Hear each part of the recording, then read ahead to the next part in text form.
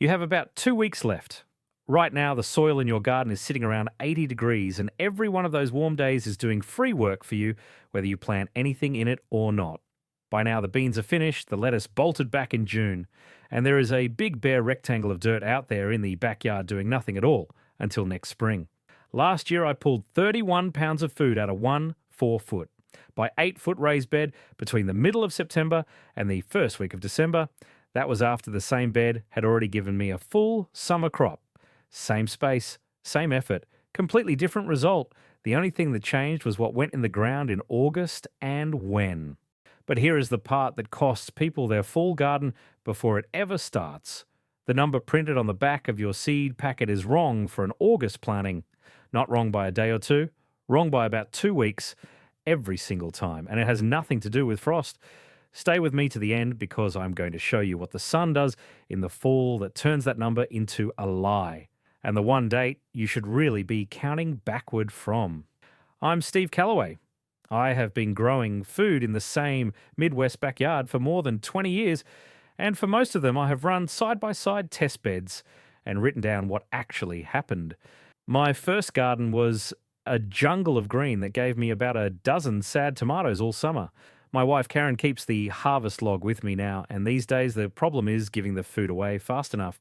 So why does an August planting fail for so many people who try it? 2 reasons, and neither one is the gardener's fault. The first is heat. Lettuce seed will not sprout in soil above 80 degrees, and spinach quits even earlier. The seed just sits there and goes dormant. So you sow a row of lettuce on a hot Saturday, nothing comes up, and you decide fall gardening does not work in your yard. It works fine. The seed never got the signal. The second reason is the calendar math. And that is the one I promised you at the start. Almost everybody counts backward from their first frost date. That is the wrong date, and I will show you the right one before we are done. Here is the plan. 10 crops you can still plant right now, with the days each one needs and the one thing that makes or breaks it. Some of these have to go this week. Number 1, bush beans. 50 to 55 days from seed to picking.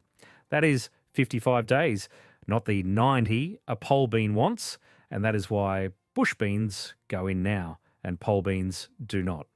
Beans are the one crop on this entire list that a frost will kill outright, so they have to finish before the cold arrives. In my backyard, that means the seed goes in the ground the first week of August and not one day later. Here is the part folks miss. The soil is already warm, so bush bean seed comes up in 3 or 4 days instead of the 10 it takes in May. You get a full second harvest off a bed that already gave you one. Plant them an inch deep, water them in well, and leave them alone. Now, that timing rule for the beans is one piece of the system I run in my own backyard. And I wrote the whole thing down day by day in a book called Steve's 30-Day Maximum Yield Protocol.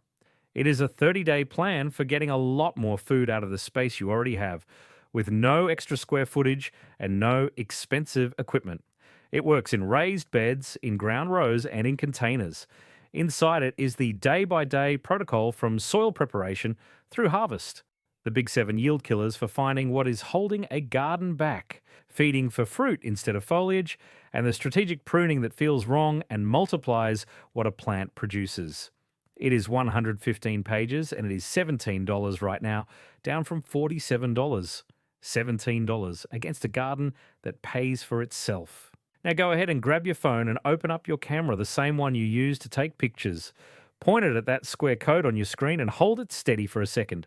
A little link will pop up, give it a tap, and it will take you straight to the book. And if you are watching on your phone right now, the link is waiting for you right down below in the description. Take your time. There is no rush at all. I'll wait right here. All right, back to the list. And number 2 is the fastest food you can grow anywhere in North America. Number 2, radishes. 25 to 30 days. That is not a typo. 25 days from a seed in the dirt to a radish on the cutting board.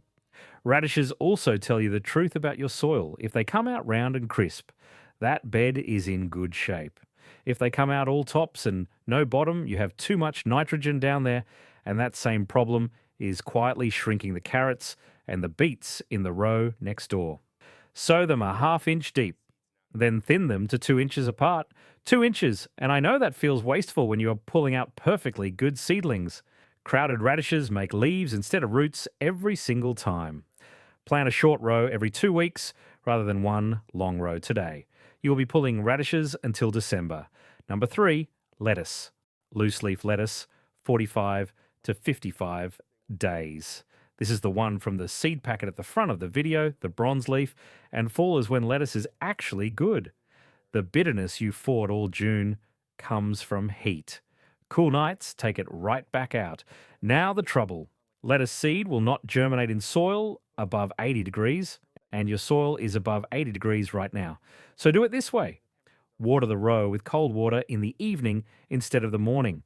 Sow the seed shallow, no more than a 1/4 inch. Then lay a board or a scrap of shade cloth flat over the row to keep the sun off the soil. Check under it every day. The minute you see green, take the cover off or start a tray of lettuce seedlings on a shaded porch and set them out in 3 weeks. That works even better, and it costs you nothing but a little patience. Number 4, carrots. 60 to 75 days and a fall carrot is a completely different vegetable from a summer carrot. When a hard frost hits a carrot, the plant converts starch into sugar to keep from freezing. That happens down in the root, and it is why a carrot pulled in November tastes like candy next to one pulled in July. I tested this myself. Same variety, same bed, 1 row pulled in September and 1 row pulled after 2 hard frosts in November. Karen and I both picked the November row blind every single time.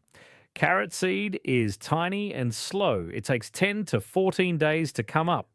And if that top half inch of soil dries out one single afternoon during those 2 weeks, the whole row is gone.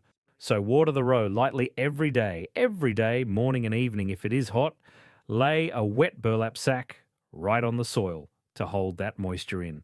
Then pull the sack off the minute the first green shows. Take your time with this one and hold on to that frosty tail because it comes back at the end when I show you the real deadline. Number 5, beets. 50 to 60 days for the root and about 30 days for the greens, which means 1. Planting hands, you 2 harvests. You thin the row at 3 weeks, and those thinnings go straight into a salad bowl. Here is the one thing about beet seed nobody tells beginners. What looks like a single beet seed is actually a little cluster with 3 or 4 seeds inside the shell. So you plant what you think is 1 beet and you get 4 of them crowded together, all pushing on each other, all staying small. Soak the seed in a cup of warm water overnight before you plant. That softens the shell and speeds germination by about 3 days, then thin hard to 3 inches apart. 3 inches. A crowded beet is a golf ball, and a beet with room is a softball. Number 6, kale. 50 to 60 days from seed, and kale is the toughest plant on this entire list. Mine has come through nights in the low teens under nothing but a piece of white row cover, and it kept right on producing. Same sugar trick as the carrot. Frost hits the leaf, the plant sweetens it up to protect itself, and kale that tasted like a chore in August tastes good in November.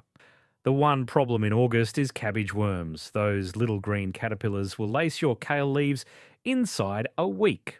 So on the day you plant, float a piece of row cover over the bed. Pin the edges down with rocks or scrap boards. That fabric runs about $8 for a roll, and it is the difference between kale and confetti. Pick from the bottom up. Take the lower leaves and leave the growing tip alone, and one plant will feed you for months. Number 7, turnips. 40 to 50 days, and I want you to give turnips another chance. The turnip you remember from your grandmother's table was probably picked too big and too old. A turnip pulled at 2 inches across is sweet and crisp, and nothing like that memory. Turnips are the crop for the gardener who is running late. They go in the ground direct. They come up in 3 days in warm soil, and the greens are ready to cut in about 30 days while the root is still filling out underneath. Sow them a 1/2 inch deep, then thin to 4 inches. 4 inches apart because a turnip needs shoulder room to size up. And if a hard freeze catches them before they are big, the greens are still good on the plate. There is no version of this where you get nothing. Number 8, bok choy and the rest of the Asian greens, and this is the one I would bet is missing from your garden right now. 40 to 45 days for a full head of bok choy and about 25 days for the baby size. Tatsoi, Mizuna, and Napa cabbage all run right around the same. In the spring, these bolt the second the weather warms up, which is why so many gardeners tried them once and quit. In the fall, the weather is going the other direction, so they just keep making leaves. Flea beetles are the one pest to watch. They shot the leaves in the first 2 weeks. Row cover again on the day you plant, and after those 2 weeks, the plant grows faster than the damage. Space them 8 inches apart for full heads or 4 inches for baby heads. And remember, every day number I have given you so far gets adjusted at the end of this video. Hold on to them. Number 9, broccoli and cabbage. And this one has a hard rule attached to it. 60 to 75 days, but that clock starts from a transplant, not from a seed. If you sow broccoli seeds straight into the ground in the middle of August, you're looking at 95 days or more, and you will run out of season. So buy the transplants. Every garden centre in the country has a rack of fall broccoli. And cabbage starts sitting out right now, usually about $3 for a 4-pack. And those plants are already 3 weeks old.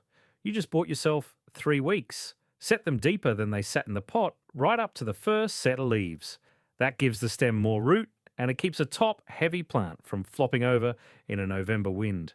Cabbage does the sugar thing too. A fall cabbage that has taken a couple of frosts makes the best coleslaw you will eat all year. Number 10, spinach. And I saved this one for last on purpose. 40 to 45 days, and spinach is the only crop on this list that can survive an entire Midwest winter and hand you a harvest in March before you have even thought about your spring garden. It has the same heat problem as lettuce, only worse. Spinach seed goes dormant above 75 degrees, so put the seed packet in your refrigerator for 5 days before you sow it. 5 days in the fridge. That cold signal wakes the seed up, and my germination goes from patchy to near perfect every time I do it. Sow it around the first week of September in the middle of the country. Let it reach about 4 inches tall before the hard cold sets in. Then lay a piece of row cover or a few inches of straw over the row and walk away. It will sit out there all winter looking like nothing is happening at all. And that is the perfect way to explain the thing I promised you at the very start. So here it is. The reason that spinach sits still all winter, and the reason the number on your seed packet is wrong right now. Every packet in your drawer has days to maturity printed on it. 55 days for bush beans, 60 for carrots, 45 for spinach. That number was measured in the spring. Long days, sun climbing higher every week, 14 and 15 hours of light. A plant in June is working a full shift. In the fall, the whole thing runs backward. After the middle of September, your garden loses a couple of minutes of daylight every single day. Less light means less sugar made in the leaf, and less sugar means slower growth. The plant is not sick. The soil is not the problem. It just has fewer hours on the clock. So here is the correction I use on every fall planting. Take the number on the packet and add 14 days, 2 full weeks for anything finishing after the middle of September. That 60-day carrot is really a 74-day carrot in the fall. Now the date, and this is where the calendar trips people up. The first frost gets all the attention, and for these crops, it is the wrong marker entirely. Kale, spinach, carrots, beets, and turnips all shrug off a frost, and half of them taste better afterward. What actually stops them is the day your yard drops below 10 hours of daylight. Below 10 hours, growth just about halts. The plant holds what it already has and waits it out. It does not die and it does not rot. It sits there like it is in a refrigerator. In the middle of the country, that day lands right around the first week of November. Up in Minnesota and Michigan, it is closer to Halloween. Down in the deep south, it may never happen at all, which is exactly why gardeners in Georgia and Texas keep picking straight through January. So the whole thing is 3 steps. Take the days on the packet, add 14, then count that many days backward from your 10-hour date instead of your frost date. That is your real last planting day. For most of the country, it lands 2 to 3 weeks later than people assume, and that is the time a lot of gardeners hand back every August for no reason at all. Here is what actually works. Get the crop to full size before that 10-hour wall, and the cold turns your bed into a root cellar you never had to build. That is why my carrots come out of frozen ground in December, and it is why spinach explodes in the first week of March. And that is exactly the kind of thing the whole protocol is built on. Tested in my own beds, cheap to do, and written out day by day so you can just follow along. Steve's 30-day maximum yield protocol is 115 pages and it is $17 right now, down from $47. $17 against a garden that feeds you through December. Now go ahead and grab your phone and open up your camera, the same one you use to take pictures. Point it at that square code on your screen and hold it steady for a second. A little link will pop up, give it a tap, and it will take you straight to the book. And if you're watching on your phone right now, the link is waiting for you right down below in the description. Take your time. There is no rush at all. I'll wait right here. So that is 10 crops, the days each one needs, and the real date to count backward from. And the bare rectangle of dirt in your backyard has one more harvest left in it this year. Tell me in the comments which of these 10 is going into your garden this week. I read every single one. Next time, I am going to show you how I pull carrots out of frozen ground in January with nothing but one bale of straw and an old bed sheet. And the one mistake that turns that same cover into a slug hotel by February. Get out there and get your hands dirty, and I'll see you in the garden.